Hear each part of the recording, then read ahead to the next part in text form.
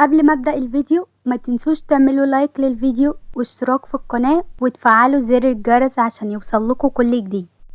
عند هند وهي مش مصدقة ايه اللي انتي بتقوليه ده؟ انا بقولك الحقيقة، انتي كسرتي قلبي. فاهمة يعني ايه؟ وجاية بكل سهولة تقولي هصلح اللي اتكسر. طيب هو دلوقتي اتجوز، يعني ما بقاش ليكي لازمة يا أسيه، واللي فهمته منك انك مش همك حد، حتى زين اكتر حد همم. امال انا راجعة ليه لو هو مش همم؟ معرفش. مريم وهي متعصبة، انتي ازاي قادرة تورينا وشك بعد اللي عملتيه؟ صدقيني انا ماليش ذنب، وخلوب برضو ملهاش ذنب علشان تتطلق من وهم خلاص علاقتهم بقت كويسة. أسيل في دماغها ايه؟ علاقتهم بقت كويسة؟ انا ما توقعتش منك كده يا خلود. انا هوريك. أسيل وهي عاملة نفسها زعلانة. طيب قدرت تخليه يحبها؟ تمام. انا ما كنتش عايزة اتكلم وافضح هند وهي مش فاهمة حاجة. هتفضحيها؟ اللي ما تعرفوش ان خلود اجرت ناس علشان تخطف، علشان هي تتجوز وهي قالت لي كده بنفسها. هند وهي مصدومة. ايه؟ خلود هي اللي خطفتك؟ بدليل انها لما طلبت منها ان هي تاخد مكان ووافقت من غير اي اعتراض، علشان هي كانت مخططة لكل ده. اللي انا اعرفه ان هي بنت عم، ليه تعمل فيكي كل ده؟ أسيل ما ردتش. مريم فضلت باصة لأسيل. ها سكتي ليه؟ بتفكري في كدبة تانية؟ مش كده برضو يا أسيل؟ ووجهت كلامها لمامتها. ما تصدقيهاش يا مام، احنا عشنا مع خلود وما شفناش منها حاجة وحشة علشان نصدق الهبل اللي هي بتقول. أسيل بعلو صوتها. زين يا زين، هو انت بتعملي ايه؟ زين مش هنا بقول، امال هو فين؟ لا يا زين، انت قلت هتعمل اي حاجة اطلبها مني. يلا بقى. انا قلت هجيبلك اي حاجة تطلبيها، مش هعمل. تفرق على فكرة. والله اخلص يلا. لا والف لا، انا مش هقرب من الكائن ده، وكمان من الشارع. شش، هيخاف ويجري بصوتك ده. ماشي سيبيه يلا وقوم، تلاقيه جربان. شايفة منظره عامل ازاي؟ زين. ايه؟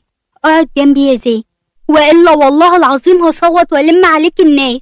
لا هو اكيد انت مش هتعملي الهبل ده طبعا. يا لهوي. زين حط ايده على بقها بصدر.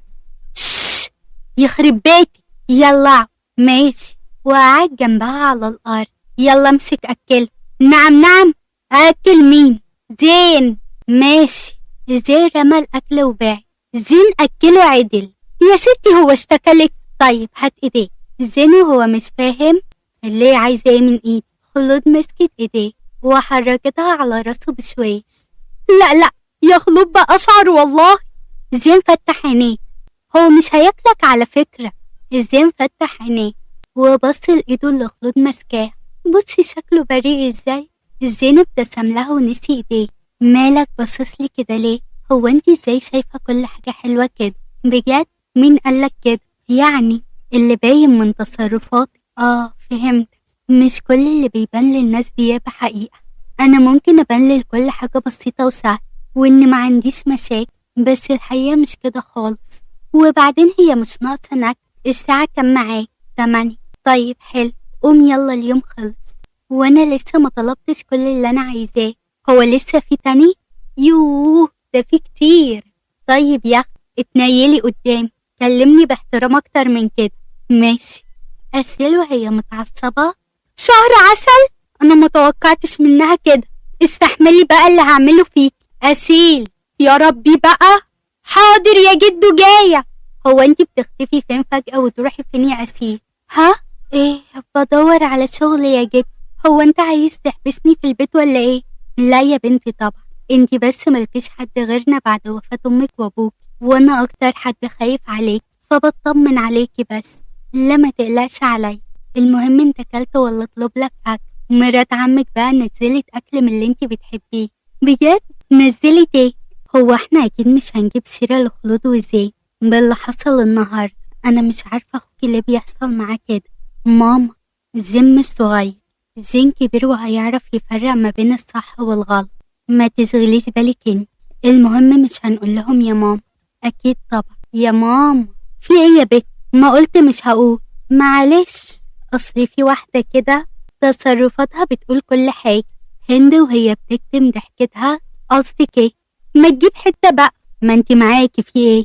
بصراحة أنا بحب أوي طعم الآيس كريم اللي معاك ده، وما جبتيش زيي ليه؟ ما أنا بحب اللي معايا برضه. زين أكلها بالراحة. خلود بابتسامة وهي بترجع شعرها لورا. على فكرة لو زهقت وعايز تروح عادي، ما عنديش مانع، هستغنى عن باقي اليوم. لا ما زهقتش، بالعكس أنا بقالي كتير قوي ما حسيتش الإحساس اللي أنا حاسه ده. وطبعا البركة فيا. واتفاجئت بطفل واقف قدامها وبيبتسم ليها. مازن بحب وبيكلم زين. بابا وحشتني قوي. خلود بصدمة واختفت الابتسامة اللي كانت على وشها. بابا مين يا حبيبي؟ انت هتوديني في داهية ولا ايه؟ مامته بإحراج. مازن تعالى هنا، أنا آسفة لو ابني أزعج، احنا بس مستنيين بابا، وهو بقاله كتير ما شافوش، وقال له إن هو لابس زي حضرتك كده، علشان كده بنتلخبط. عادي ولا يهم، مفيش مشكلة. خلود نزلت لمستوى الولد وقالت له بحب، ممكن بقى أعرف السبب اللي مخليك مكشر كده؟ علشان افتكرت عمو ده بابا. وشاور على زين. يعني ده اللي مزعلك؟ ما انت هتشوف باباك بذات نفسه. لا، بابا مش بيحبني، احنا بنيجي هنا كتير وهو ما بيجيش برضه. مازن عيب كده، انت بتقول ايه؟ بابا جاي دلوقتي، انا اسفة تاني. ووجهت كلامها لمازن. مش كنت جعان؟ تعالى هجيب لك تاكل. ماشي. تاني يوم الصبح مريم وهي فرحانة. بتتكلمي بجد؟ ايوه طبعا، هتتخطبي خلاص يا لولو؟ بس عارفة، اول مرة بابا يتكلم معايا بالطريقة دي. ازاي يعني؟ كلمني بالراحة وبحنية، واخدني في حضنه كمان، وكان باين عليه انه ندمان علشان سابني. عارفة انه من ساعة ما انفصل هو وماما ما عملنيش كده. هو عمر اتكلم معاه وقال له ايه بالظبط؟ مش عارفة. زين فاول لها خلود حضناه وراسها على كده. زين وهو بيبعد شعرها من على وشها وبيبعدها عنه بالراحة. خلود فايت وقلب بشقة. يا حيوان، بتعمل ايه جنبي؟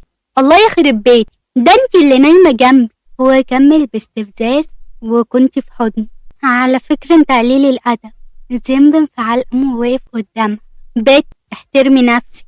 واد، انا محترمة غصب عنك. زين رفع صباعه وصاد وشها بتهديد وساكت. خلود بعدته عنها وكتمت ضحكتها. وده اسمه ايه؟ امشي من قدامي، روح افتح الباب الله يهديك. زين فتح الباب. مراد بابتسامة. صباح الخير. صباح النور. بكرة فرحي هنا في الأوتيل، وعازم كل اللي موجودين هنا. مستنيك انت والمدام بكرة الساعة 7. ألف مبروك، الله يبارك فيك. وبعد شوية زين بعصبية. يو بقى، ما تخلصي يا بنت. خلاص خلصت، بقولك اهو قبل ما ننزل هنجيب حاجة واحدة بس، تمام؟ أكيد طبعا، هجيب درس واحد يعني، ده هو يوم مش أكتر. لا مش قصدي كده، قصدي مفيش حاجة تانية، احنا نازلين علشان ده وبس. خلاص قلتلك ماشي، يلا بقى. هو باين ان الرحلة دي هتقربهم من بعض اكتر. واتصلت بحد. ايوه، امورين، نفذ اللي قلتلك عليه. ده انت تأمري يا قمر وانا نفذ. اخلص، مش عايزة رغي كتير، اعمل اللي طلبته منك بالحرف. تمام. وبعد ساعتين يارا. انا مش فاهم، هو احنا هنفضل كده كتير؟ بنتواصل مع الشركة ونخلص شغلنا كله اونلاين. هو انا بايدي حاجة؟ هعمل ايه يعني؟ معلش هما كام يوم، ولو مش عاجبك ارجعي الشركة. انا بس طلبت تيجي معايا عشان انتي فعلا شاطرة في الشغل مش اكتر، وهتعرفي تساعديني من هنا. بس انا وافقت مش علشان انا شاطرة في الشغل، وافقت علشان انت طلبت مني ابقى معاك. فرحتني قوي بطلب. يارا بقولك ايه، ركزي في اللي بتعمليه احسن. وفجأة جاله رسالة من رقم غريب. زين باستغراب فتح، وكان مكتوب في الرسالة: مراتك معاها واحد غريب في أوضة الأوتيل. زين بعصبية وصوت نفسه بدأ يعلى وقام من مكانه بسرعة. ولحد كده استنونا في الحلقة الجاية، وما تنسوش تعملوا لايك للفيديو واشتراك في القناة وتفعلوا زر الجرس علشان يوصل لكم كل جديد.